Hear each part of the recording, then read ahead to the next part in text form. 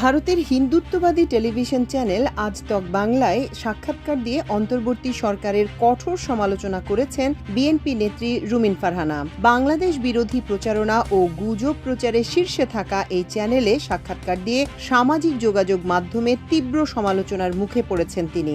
ইন্দ্রজিৎ কুণ্ডুর সঙ্গে দেয়া এ সাক্ষাৎকারের শিরোনাম দেয়া হয়েছে ইউনূস কেন নির্বাচন চাইছেন না, ফাঁস করল বিএনপি নেত্রী রুমিন ফারহানা। সাক্ষাৎকারটি ইউটিউবে আপলোড করার ২০ ঘন্টায় ভিউ হয়েছে ৭৪,০০০, কমেন্ট এসেছে ১,১৪০টি। এসব কমেন্টে ভারতীয় চ্যানেলে দেশের অভ্যন্তরীণ বিষয় নিয়ে রুমিন ফারহানার বক্তব্যের তীব্র সমালোচনা করা হয়েছে। এছাড়া সামাজিক যোগাযোগ মাধ্যম ফেসবুকে রুমিন ফারহানার সাক্ষাৎকারের থাম্বনেইলের ছবি শেয়ার করে তার বক্তব্যের বিরোধিতা করেছেন অনেকেই। গত ২১ মে বাংলাদেশ সেনাবাহিনীর ভেরিফাইড ফেসবুক পেজে সেনাবাহিনী ও বাংলাদেশ বিরোধী ফেক নিউজ প্রচারের এই চ্যানেলটির একটি খবর তুলে ধরা হয়। সেদিন চ্যানেলটি একটি সংবাদ প্রচার করে, যার শিরোনাম ছিল প্রাণ বাঁচাতে ভারতের কাছে আশ্রয় চাইছেন ওয়াকার, ভারত কি করবে। বাংলাদেশ সেনাবাহিনী এই খবরকে ভুয়া হিসেবে চিহ্নিত করে। এছাড়া প্রধান উপদেষ্টা ডক্টর মোহাম্মদ ইউনূস পালিয়ে যাচ্ছেন, ওয়াকার ও ইউনূস একসঙ্গে বসে লিখছেন পদত্যাগের নাটক, হাসিনারও প্রিয় জামাতেরও ডার্লিং, ভারতের সেনাপ্রধানের সঙ্গেও কথা হয়, ওয়াকারুজ্জামান আসলে কে। এ ধরনের শিরোনামে প্রায় প্রতিদিন বাংলাদেশ সেনাবাহিনী ও অভ্যন্তরীণ রাজনীতি নিয়ে নানা গুজব ছড়িয়ে থাকে চ্যানেলটি। ভুয়া ও গুজব রটনায় শীর্ষে থাকা এই চ্যানেলে রুমিন ফারহানার উপস্থিতিতে নেটিজেনরা ক্ষোভ প্রকাশ করেন। তার বক্তব্যকে কেন্দ্র করে যেসব মন্তব্য এসেছে তার মধ্যে আহমেদ হুসাইন মন্তব্য করেছেন, শেষ মুহূর্তে ইন্ডিয়ার চ্যানেলে আসতে হলো, ছি রুমিন ফারহানা, ছি, দেশের ভাবমূর্তি নষ্ট করার জন্য আপনাদের মতো মানুষ যথেষ্ট। এআই ফাহাদ লিখেছেন, দেশদ্রোহীর মতন সাক্ষাৎকার দিচ্ছে।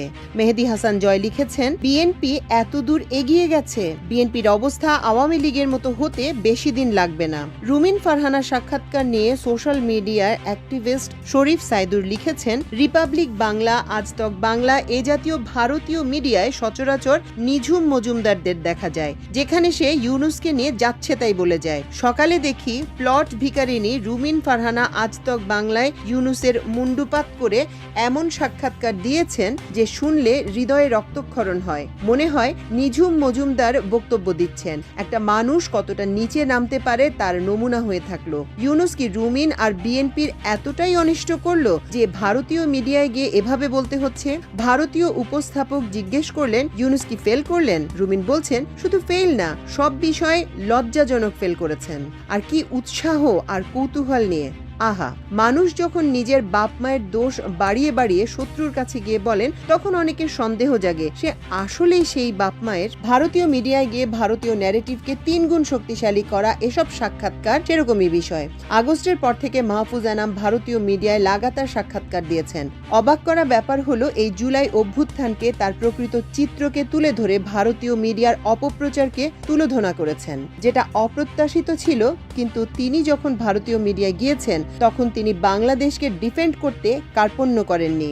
ইউনূস সরকারের ভুল ত্রুটির সমালোচনা করব, নির্বাচনের দাবি করব, কি কি বিষয় লেজে গোবরে করেছে তার আলোচনা করতে হবে, তবে নিজেদের জায়গায়। কিন্তু শত্রুর কাছে অভিযোগ, অনুযোগের সুরে মিথ্যা বলে রুমিন যা করেছেন তার নির্লজ্জতার এক মাইল ফলক হয়ে রইল। কোথায় যেতে হবে, গেলে কি বলতে হবে, সেই জ্ঞান যার নেই তাকে আর কি বলা যায়। এ সময় এই বিষয়গুলো আমরা মনে রাখলাম বিএনপির মৌন সম্মতিকে। নুরুন নবী ফেসবুক ওয়ালে লিখেছেন, বিএনপি কেন আওয়ামী লীগ হয়ে নিজের পায়ে নিজে কুড়াল মারছে? আমাদের তরুণ প্রজন্ম স্বাধীন বাংলাদেশ চায়, অথচ রুমিন ফারহানারা ভারতের দাস হয়ে থাকতে চান। আফসোস।